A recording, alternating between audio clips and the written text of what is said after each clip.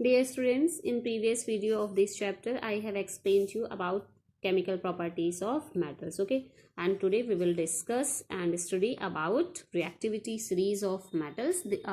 About this reactivity series, I have also explained in class. Okay, so I hope आपको ये समझ में आ गया होगा अच्छे तरीके से. And also we will discuss about the how do metals react with solutions of other metal salts. Metal salts means like sodium chloride, okay, H2SO4, okay, this is the salt, okay. And see, this is the reactivity series. And ये आप reactivity जो series है इसको आप अच्छे से learn कर लीजिए. एंड इस रिएक्टिविटी सीरीज को लर्न करने की ट्रिक भी मैंने प्रीवियस वीडियो में बताया हुआ है. सो कैसे हम इसे लर्न करेंगे. कैटरीना ने कार मांगा, अल्टो जेन फरारी, फिर भी क्यों मिली सिल्वर ऑडी. ओके, और ये जो हाइड्रोजन है ये most reactive least reactive metal के बीच का होता है, ठीक है, जो क्या करता है, सेपरेट करता है most reactive least reactive metals को. सो अब इस रिएक्टिविटी सीरीज को एक बार मैं और मीन्स रिपीट कर दे रही हूँ. ये जो रिएक्टिविटी सीरीज है इसमें मोस्ट रिएक्टिव मेटल्स ऊपर रखे गए हैं और लीस्ट रिएक्टिव मेटल्स नीचे रखे गए हैं, ठीक है. और ये रिएक्टिविटी सीरीज के बेस पे हम डिस्प्लेसमेंट रिएक्शंस को अच्छे से कर सकते हैं. डिस्प्लेसमेंट के जितने भी एक्सपेरिमेंट्स होते हैं, रिएक्शंस होते हैं, इसके बेस पे हमारा प्रोडक्ट हम ये बता सकते हैं इस रिएक्टिविटी सीरीज के बेस पे कि हमारा प्रोडक्ट क्या बनेगा. So this is very important, okay. And say this figure 3.4 reaction of metal with salt solution. okay, say this figure, ये क्या हमारा टेस्ट ट्यूब का स्टैंड है, ठीक है. इसमें हमने दो टेस्ट ट्यूब ली है. फर्स्ट टेस्ट ट्यूब में हमने कॉपर सल्फेट का सॉल्यूशन लिया है एंड सेकंड टेस्ट ट्यूब में हमने आयरन सल्फेट का सॉल्यूशन लिया है, ठीक है. अब फर्स्ट टेस्ट ट्यूब में हमने थ्रेड के थ्रू एक आयरन की नील है, मीन्स लोहे की कील है, उसको हमने टांगा है. और सेकेंड टेस्ट ट्यूब में हमने क्या किया है, कॉपर का एक वायर है उसको थ्रेड की हेल्प से टांग दिया है इस आयरन सल्फेट के सॉल्यूशन में, ठीक. इसको मैं आपको ऐसे ही बता देती हूँ. कॉपर सल्फेट हो, कॉपर सल्फेट का जो फॉर्मूला होता है CuSO4 होता है, okay, copper sulphate. And iron sulphate का जो फॉर्मूला होता है ये क्या होता है, FeSO4. This is salt and this is also a salt, okay. और फर्स्ट टेस्ट में हमने क्या लिया है, ध्यान से देखिएगा, आयरन, ठीक है. क्या लिया है, आयरन. मीन्स क्या करना है हमें कि आयरन की रिएक्शन किसके साथ हो रही है, कॉपर सल्फेट के साथ, ठीक है. आयरन मेटल हमने लिया, उसकी यहाँ पे सॉल्ट क्या है, कॉपर सल्फेट. सो ये हमने रिएक्टेंट्स लिख दिए यहाँ पे, ठीक. अब हमारा जो प्रोडक्ट बनेगा आयरन सल्फेट प्लस कॉपर बनेगा. क्यों बनेगा, अब ये भी हम इस रिएक्टिविटी सीरीज के बेस पे समझ सकते हैं. अब देखो, आयरन और कॉपर सल्फेट, यहाँ पे एक मेटल है आयरन और ये इस सॉल्ट सॉल्यूशन में एक मेटल हमारा कॉपर. अब इस रिएक्टिविटी सीरीज में देखते हैं कि दोनों मेटल्स में कौन ज्यादा रिएक्टिव है. सो हमारा आयरन यहाँ पे है और कॉपर हमारा यहाँ पे है. तो इस रिएक्टिविटी सीरीज के बेस पे आप बता सकते हो कि कौन सा ज्यादा रिएक्टिव है. इस रिएक्टिविटी सीरीज को जब आप देखते हैं तो देखेंगे आयरन सीरीज में ऊपर है एंड कॉपर सीरीज में क्या है, नीचे है. मीन्स क्या सॉल्यूशन निकल रहा है कि जो iron is more reactive than copper. इसलिए क्यों, आयरन क्या है, कॉपर से ज्यादा रिएक्टिव है, इसलिए इस कॉपर सल्फेट सॉल्यूशन से वो कॉपर के मेटल को डिस्प्लेस कर देगा और इसकी जगह खुद जाके ऐड हो जाएगा. क्योंकि कॉपर से आयरन ज्यादा रिएक्टिव है, इसलिए कॉपर को डिस्प्लेस करके क्या बना देगा, iron sulphate, okay. And copper फिर अलग हो जाएगा, ठीक है. सो यहाँ पे हमारा क्या बन जाएगा, आयरन सल्फेट जब बन जाता है तो इसके नेल के ऊपर डिपॉजिट हो जाता है और इस नेल का कलर, जो कील है उसका कलर चेंज हो जाता है, ओके. सो यहाँ पे तो रिएक्शन हो रही है, ये रिएक्शन यहाँ पे हो रही है. बट इस टेस्ट में हमने क्या सॉल्यूशन लिया है, आयरन सल्फेट का सॉल्यूशन लिया है और कॉपर का वायर हमने थ्रेड के हेल्प से लटकाया है, ठीक. मीन्स यहाँ पे दो मेटल हो गए, एक आयरन सल्फेट सॉल्यूशन में आयरन मेटल हो गया और कॉपर का वायर है जिसमें कॉपर एक मेटल है, ठीक. अब हम देखते हैं कॉपर और आयरन सल्फेट, ये मेटल और ये मेटल है जो है रिएक्टिविटी सीरीज में दोनों में से कौन ज्यादा रिएक्टिव है. तो अभी हमने देखा कि आयरन ज्यादा रिएक्टिव है कॉपर से. मीन्स ये वाले टेस्ट में अब कोई रिएक्शन ही नहीं होगी. क्यों, आयरन सल्फेट में आयरन मेटल है जो कॉपर से ज्यादा रिएक्टिव, मीन्स कॉपर आयरन को डिस्प्लेस ही नहीं कर पाएगा. सॉल्ट सॉल्यूशन से कॉपर आयरन को डिस्प्लेस ही नहीं कर पाएगा क्योंकि कॉपर तो क्या है, आयरन से कम रिएक्टिव है. सो कोई रिएक्शन नहीं होगी. There is no reaction, there is no reaction, okay. So I hope आपको ये रिएक्टिविटी सीरीज अच्छे से समझ में आ गई होगी. Now see the next part of this chapter, how do metals and non-metals react. Means metals and non-metals के बीच में reaction कैसे होती है हमें ये देखना है. Okay, so firstly in your ninth class you have already studied about the electron distribution in shells. Means shells में हम कैसे इलेक्ट्रॉन को फिल करते हैं. K shell, L shell, M shell और N shell में इलेक्ट्रॉन का डिस्ट्रीब्यूशन कैसे होता है. So according to Bohr's model हमने क्या देखा है कि K shell में मैक्सिमम 2 इलेक्ट्रॉन्स फिल हो सकते हैं, L शेल में 8 इलेक्ट्रॉन्स, M शेल में 18 इलेक्ट्रॉन्स एंड N शेल में मैक्सिमम 32 इलेक्ट्रॉन्स फिल कर सकते हैं. ओके, बट बोर्ड्स ने एक और चीज बोला था कि अंदर वाले शेल में जब तक 8 इलेक्ट्रॉन्स फिल नहीं होते हैं तब तक उसके बाद वाले shell means outer most shell में हम इलेक्ट्रॉन्स फिल करना स्टार्ट नहीं करते हैं. सो हम जो इलेक्ट्रॉन्स का डिस्ट्रीब्यूशन होता है इसके बेस पे होता है 2 8 8 18. इसके बेस पे इलेक्ट्रॉन्स हम फिल करते हैं. मीन्स के शेल में 2, देन एल शेल में 8, एम शेल में 8 एंड एम शेल में 18, सॉरी एन शेल में 18. हम इस तरीके से इलेक्ट्रॉन को फिल करते हैं. ओके, मीन्स आपको केवल ये लर्न करना है 2 8 8 18 इलेक्ट्रॉन्स. ओके, सो इस चार्ट में ये जो आपको दिया गया है टेबल, उसमें नोबल गैस, कुछ मेटल्स हैं और कुछ नॉन मेटल्स हैं, इनका इलेक्ट्रॉनिक डिस्ट्रीब्यूशन दिया गया है शेल्स में. Okay, see the atomic number. यहाँ पे एटॉमिक नंबर्स हैं इनके, ठीक है, इनके एटॉमिक नंबर्स हैं और ये number of electrons in shells. Means के शेल में कितने इलेक्ट्रॉन होंगे, एल शेल में कितने होंगे, एम शेल में कितने होंगे एंड देन एन शेल में कितने इलेक्ट्रॉन्स होंगे. Okay, so noble gases means inert gases जो रहती हैं, मीन्स इनका जो आउटर मोस्ट शेल होता है वो क्या होता है, कंप्लीट होता है. Okay, outer most shell complete होता है, इसलिए क्या होती है, इनर्ट होती हैं, किसी भी रिएक्शन में पार्टिसिपेट नहीं करती हैं. Okay, so firstly see the first noble gas that is helium. Okay, so helium का जो एटॉमिक नंबर होता है कितना होता है, 2 होता है. ओके, अब हम जानते हैं कि जो के शेल होता है उसमें मैक्सिमम कितने इलेक्ट्रॉन हम फिल करते हैं, 2 इलेक्ट्रॉन फिल करते हैं. मीन्स अब यहाँ पे इस के शेल में इलेक्ट्रॉन फिल करने की कोई भी पॉसिबिलिटी नहीं है. मीन्स ये क्या हो, ये जो शेल है वो क्या हो गया, कंप्लीट हो गया. ठीक है, अब देखो नियॉन का जो एटॉमिक नंबर होता है 10 होता है. सो 2 इलेक्ट्रॉन्स हमने किस में फिल कर दिया, के शेल में. देन 8 इलेक्ट्रॉन्स किस में आएंगे, हमारे एल शेल में आएंगे. ठीक है, अब ये जो एल शेल है देखोगे ये 8 इलेक्ट्रॉन होने चाहिए इसमें. अब 8 इलेक्ट्रॉन इसमें टोटल फिल हो गए हैं. ठीक है, मीन्स क्या है, अब इसका ऑक्टेट कंप्लीट है. Octet means outer most shell में 8 इलेक्ट्रॉन्स फिल हो चुके हैं जितने होने चाहिए. देन आर्गन का एटॉमिक नंबर होता है 18. सो के शेल में 2 इलेक्ट्रॉन फिल कर दिया, फिर एल शेल में 8 इलेक्ट्रॉन फिल कर दिया एंड एम शेल में हमने 8 इलेक्ट्रॉन फिल कर दिया. ओके, मीन्स अब यहाँ भी देखो पूरे के पूरे इलेक्ट्रॉन फिल हैं, जितने शेल्स में प्रेजेंट होने चाहिए इलेक्ट्रॉन उतने इलेक्ट्रॉन फिल कर दिए हैं. इसलिए जो आर्गन है वो भी क्या होता है, नोबल गैस में आता है. Okay, now see the metals. Sodium का इलेक्ट्रॉनिक नंबर होता है, electronic number means atomic number. कोई आपसे पूछे एटॉमिक नंबर क्या होता है सोडियम का, तो भी आप 11 बोलोगे. इलेक्ट्रॉनिक नंबर क्या होता है तो भी 11 बोलोगे. एंड प्रोटॉन नंबर क्या होता है तो भी 11 ही बोलोगे. हमने 9th क्लास में पढ़ा है कि proton number is equal to atomic number and atomic number is equal to electron number. Clear है. सो यहाँ पे जो सोडियम है उसका इलेक्ट्रॉनिक नंबर है 11. ओके, सो के शेल में 2 इलेक्ट्रॉन, एल शेल में अभी 8 इलेक्ट्रॉन फिल करते हैं, तो 8 हमने फिल कर दिया. अब कितने इलेक्ट्रॉन बच रहे हैं, 1 इलेक्ट्रॉन. सो इलेक्ट्रॉन किस में आ जाएगा, एम शेल में आएगा. देन मैग्नीशियम का इलेक्ट्रॉनिक नंबर 12. सो 2 8 एंड बचा हुआ लास्ट के जो 2 इलेक्ट्रॉन है आउटर मोस्ट शेल में आ गए एम शेल में. अब आउटर मोस्ट शेल मीन्स बचे हुए इलेक्ट्रॉन जिस शेल में हम फिल करते हैं उस शेल को हम बोलते हैं outer most electron, outer most shell. अब ये देखो इसकी आर्गन की आउटर मोस्ट शेल क्या है, एम है, जो कि कंप्लीट है, फिल है. सोडियम की आउटर मोस्ट शेल क्या है, लास्ट इलेक्ट्रॉन किस शेल में फिल कर रहे हैं, एम शेल में. सो आउटर मोस्ट शेल हो गई एम.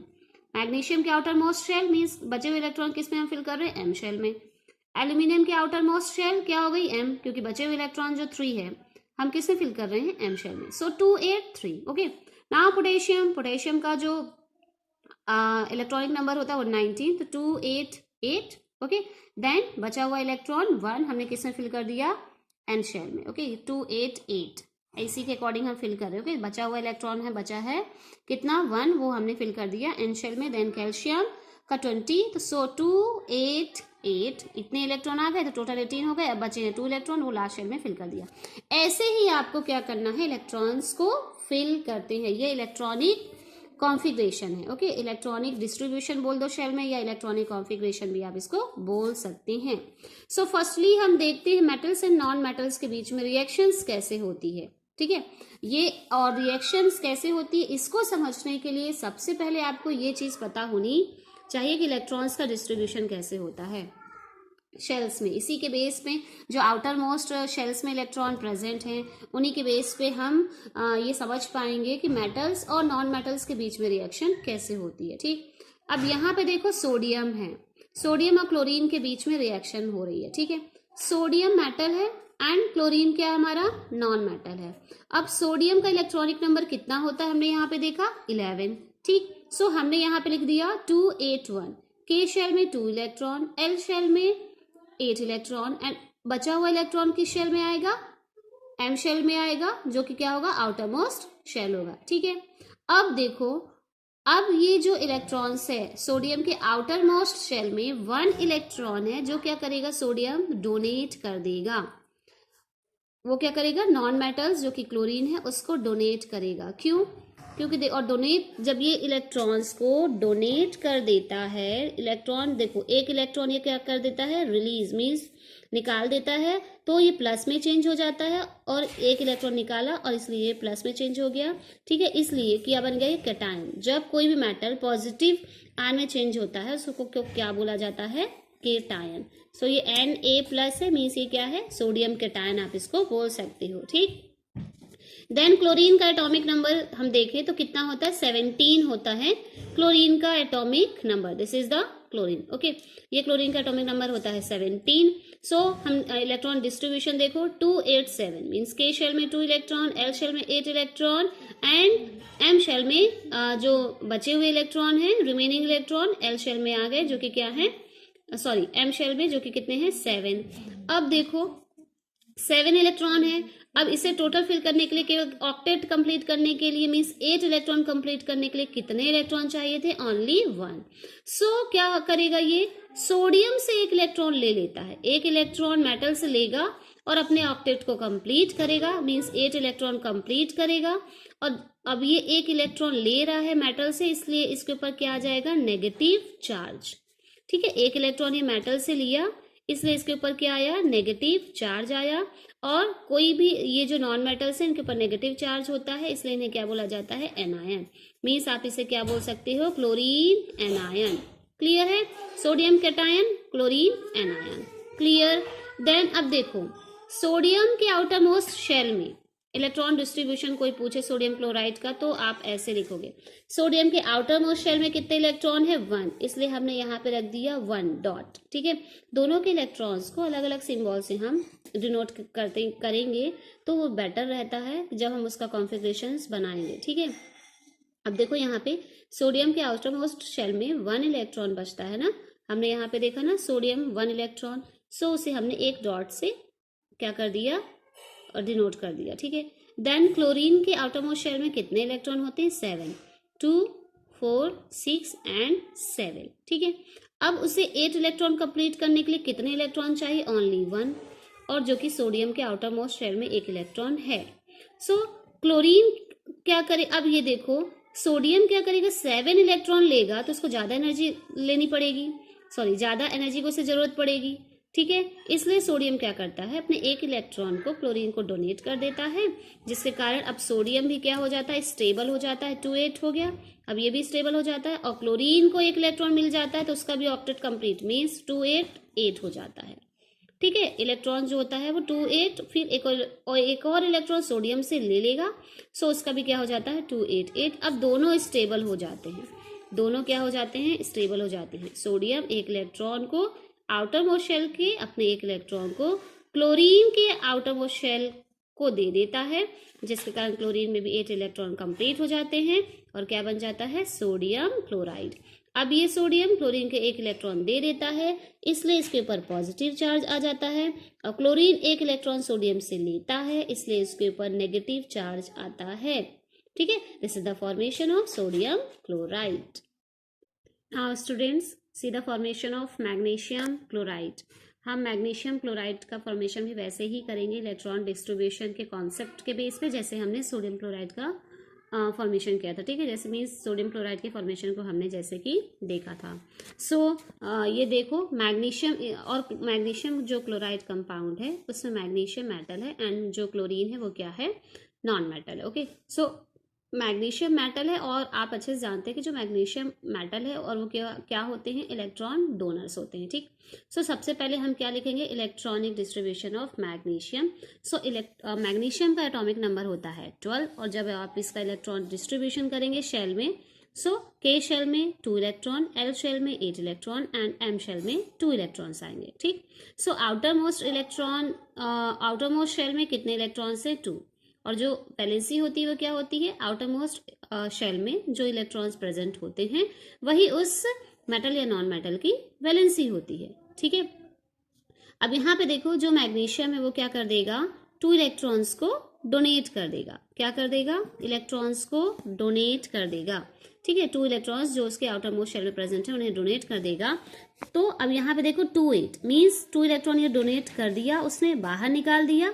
सो अब इलेक्ट्रॉन का जो कॉन्फ़िगरेशन वो कितना हो जाएगा, 2 8। ठीक, अब 2 इलेक्ट्रॉन्स उसने रिलीज कर दिया, मीन्स नॉन मेटल्स को दे दिया, तो उसके ऊपर कितना चार्ज आ जाएगा, 2+। ओके, क्या चार्ज आ रहा है उसके ऊपर, 2+। 2+ क्यों, क्योंकि उसने 2 इलेक्ट्रॉन्स डोनेट किए हैं। ठीक है, देन क्लोरीन क्या है, हमारा नॉन मेटल्स है, और क्लोरीन का एटॉमिक नंबर कितना होता है, 17, और जब इलेक्ट्रॉनिक डिस्ट्रीब्यूशन देखेंगे तो के शेल में 2 इलेक्ट्रॉन, एल शेल में 8 इलेक्ट्रॉन एंड जो लास्ट शेल है एम, उसमें कितने इलेक्ट्रॉन आ जाएंगे हमारे, 7। 2 8 7 मीन्स 17 इलेक्ट्रॉन अब हो गए। ठीक है, अब ये क्या करेगा, 7 इलेक्ट्रॉन है मीन्स ऑक्टेट कंप्लीट करने के लिए, मीन्स एम शेल में भी 8 इलेक्ट्रॉन को कंप्लीट करने के लिए, 8 इलेक्ट्रॉन जब आउटर मोस्ट शेल में कंप्लीट हो जाता है तब हम उसको बोलते हैं कि ऑक्टेट कंप्लीट हो गया है। ठीक है, सो क्लोरीन क्या करेगा, ऑक्टेट कंप्लीट करने के लिए इस मैग्नीशियम से 1 इलेक्ट्रॉन लेगा। ठीक है, मैग्नीशियम से 1 इलेक्ट्रॉन लेता है और वो क्या कर लेता है, अपने ऑक्टेट को कंप्लीट कर लेता है। ठीक, लेकिन जब आप देखोगे हम मैग्नीशियम क्लोराइड का फॉर्मूला लिखते हैं, सो यहाँ पे मैग्नीशियम के पास क्या है, 2+, और वो कितने क्लोरीन के साथ ऐड है, 2 क्लोरीन के साथ ऐड है। ठीक है, सो 1 इलेक्ट्रॉन इस क्लोरीन को देगा और 1 इलेक्ट्रॉन इस क्लोरीन को देगा। ठीक है, सो इसका भी ऑक्टेट कंप्लीट हो जाएगा, 2 8 8 1 इलेक्ट्रॉन इसके पास आया और इसका भी ऑक्टेट कंप्लीट हो जाएगा।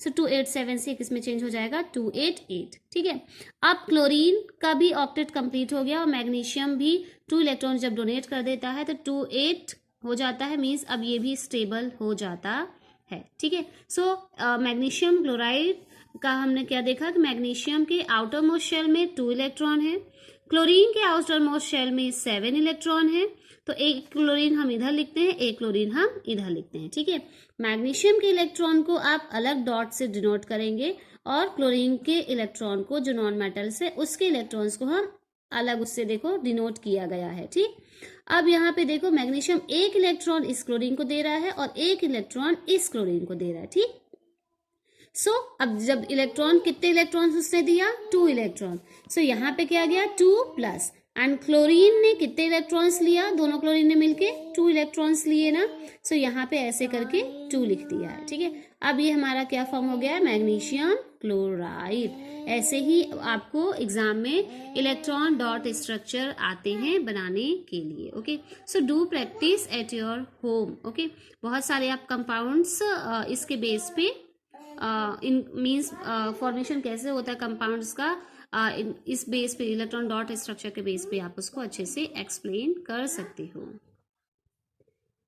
Now students, see the properties of ionic compounds. Ionic compounds, ये जो आयनिक कंपाउंड्स अभी आपने देखे ना कि दो टाइप्स के आयंस इनमें इन्वॉल्व हैं, ठीक है। जैसे कि मैग्नीशियम क्लोराइड जो फॉर्म हुआ, तो मैग्नीशियम के ऊपर पॉजिटिव चार्ज है और क्लोरीन के ऊपर नेगेटिव चार्ज है, ठीक है।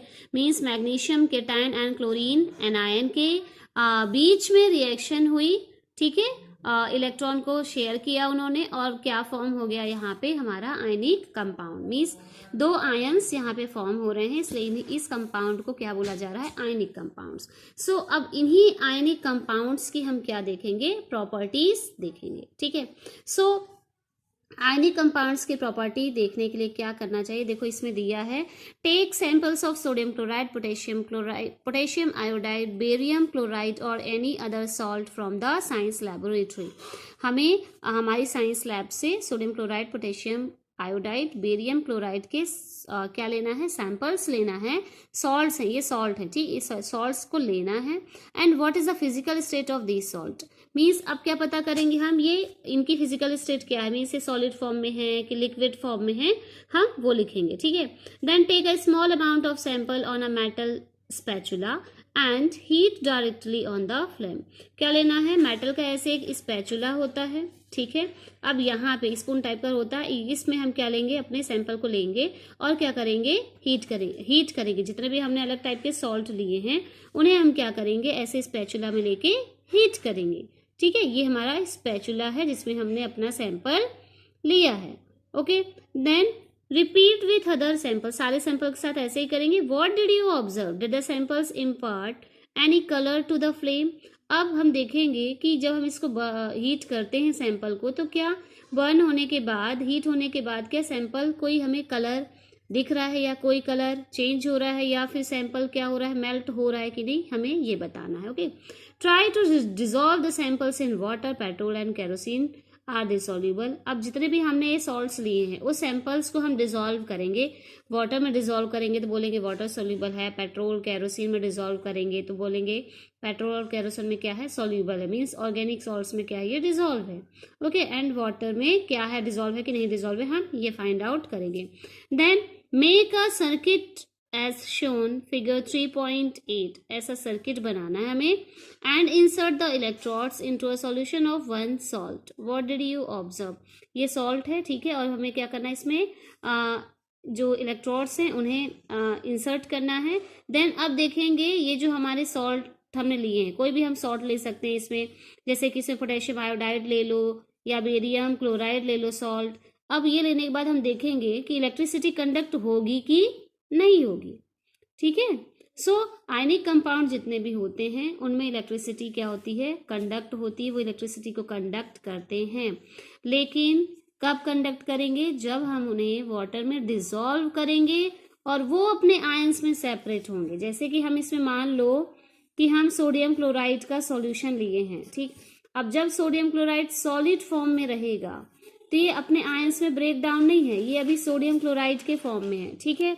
लेकिन जैसे ही हम इसे क्या करेंगे, वाटर में डिसॉल्व करेंगे, इस सोडियम क्लोराइड को वाटर में डालेंगे तो ये अपने आयंस में क्या होगा, डिस्ट्रीब्यूट हो जाएगा, अपने आयंस में अलग अलग हो जाएगा, सोडियम आयन अलग हो जाएंगे, क्लोरीन आयन अलग हो जाएंगे, ठीक है। सो अब क्या हो गए, दोनों आयन सेपरेट हो गए, और जब दोनों आयन सेपरेट हो जाएंगे तब क्या होगा, इलेक्ट्रिसिटी कंडक्ट होती है, ओके।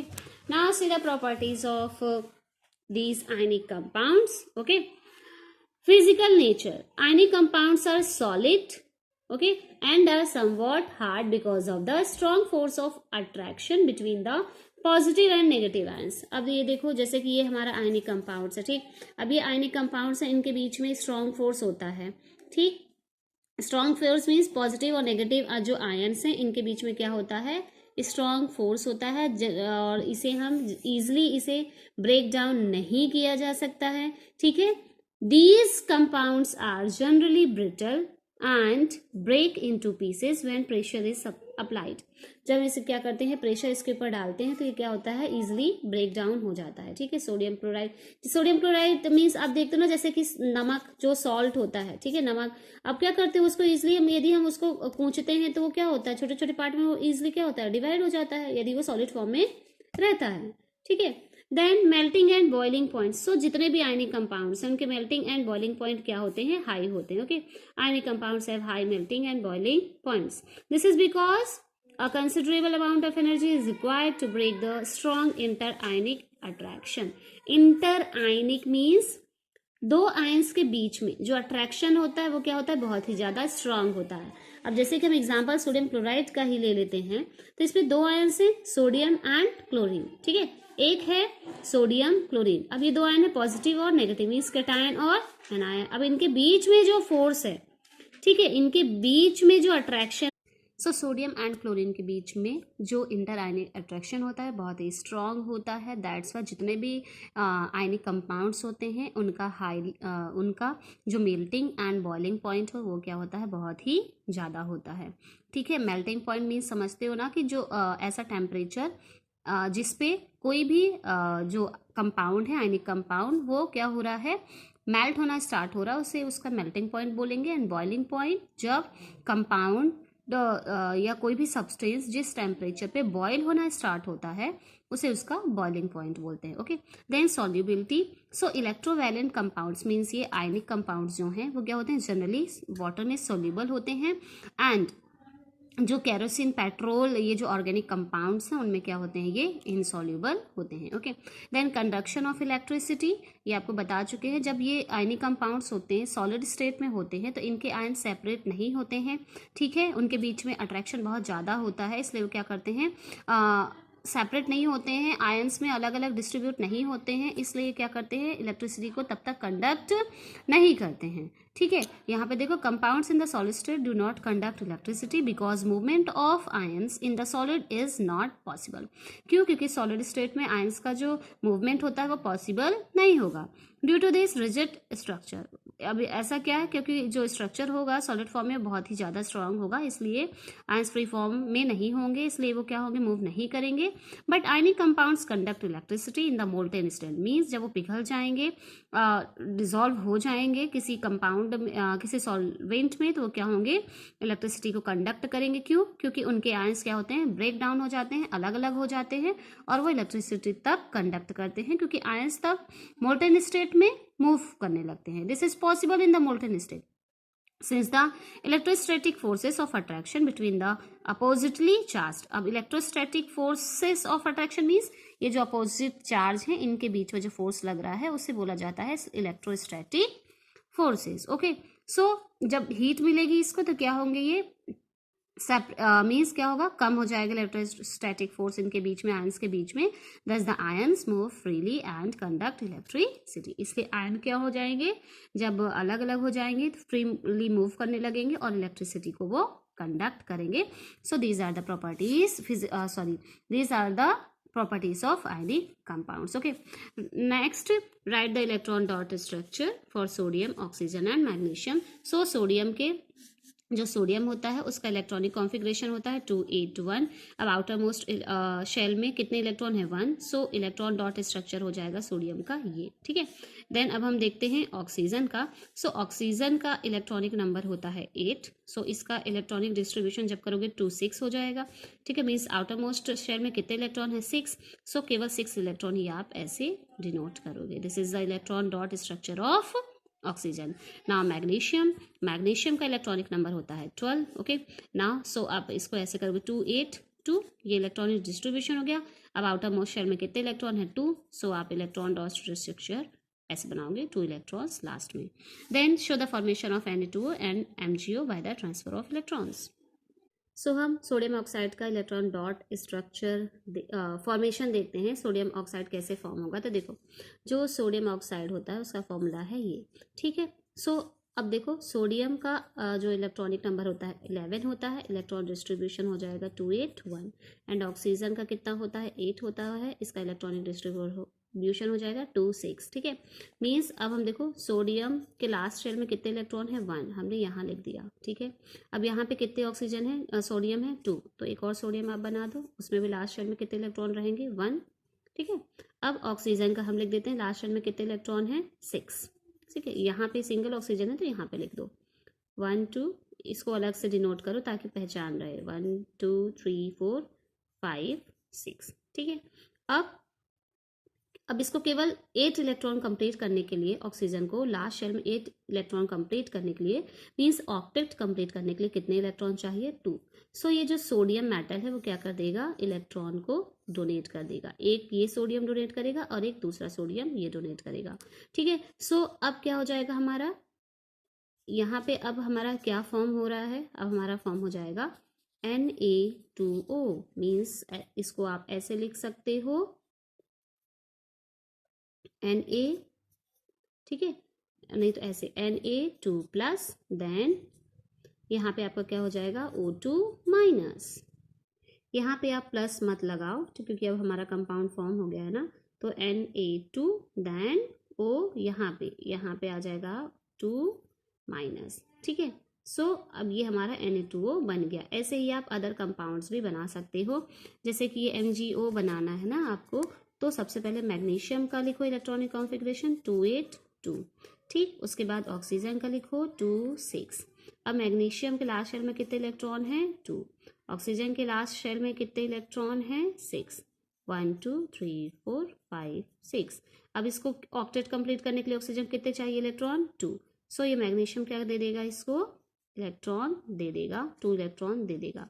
अब यहाँ पे क्या आ जाएगा? मैग्नीशियम 2 प्लस, ठीक है, एंड ऑक्सीजन 2 माइनस। ओके, सो ये हमारा कंपाउंड फिर बन जाता